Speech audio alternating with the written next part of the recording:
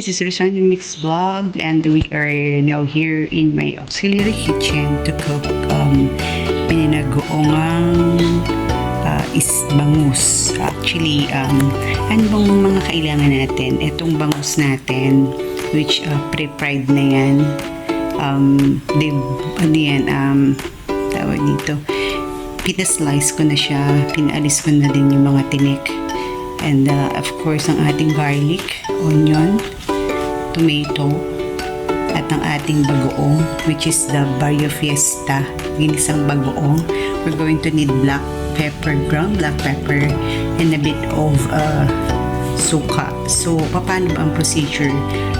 Siyempre, ipapafry muna natin ang ating bangus na yan siya, nakakat na siya, and deboned. Wala na siyang tinik, and of course, yan ang ating ano. So, let's start with cooking. Start with sauteing. Siyempre, sabi ko nga ako, inuna ko ang onion bago ang garlic. So, pero yung iba, inuna ang garlic. Pero kasi ako nasanay ko na inuna ko itong onion para ma-extract mabuti yung kanyang flavor. And then after this, pag nakita nyo ng medyo translucent na siya, pwede na natin i-add ang ating garlic. Pwede nagdag ko na ang ating garlic kasi translucent na ang ating onion. So, fry lang natin yan. Then pag medyo luto na ang ating garlic, pwede na natin idagdag ang ating kamatis.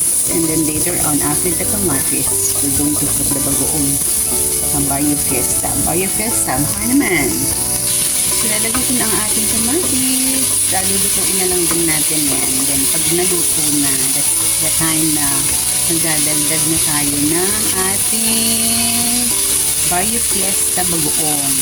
Ano to? Sweetened. Pero hindi spicy. Kasi merong spicy na sweetened eh. So, yan lang. Then, after this, magdagdag tayo ng pepper. Ground black pepper. Para at least medyo magkaroon ng lasa siya. And then, dadagdag na natin ang ating bagoong. Nagagay tayo ng ground black pepper. Oops, dami. Pero okay lang yan.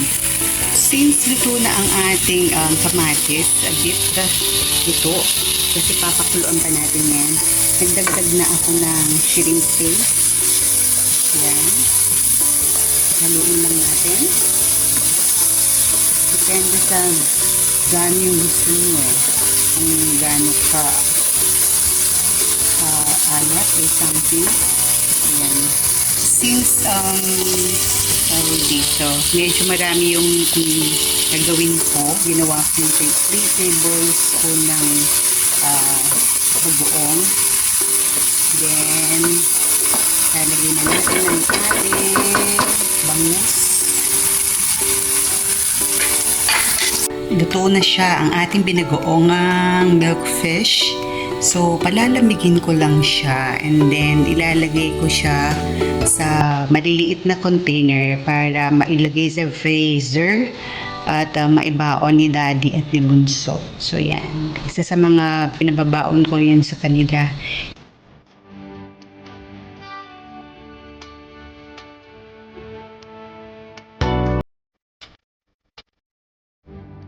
Thank you everyone for always watching my videos and of course pagsama sa aking mga live to all the teams. Maraming salamat.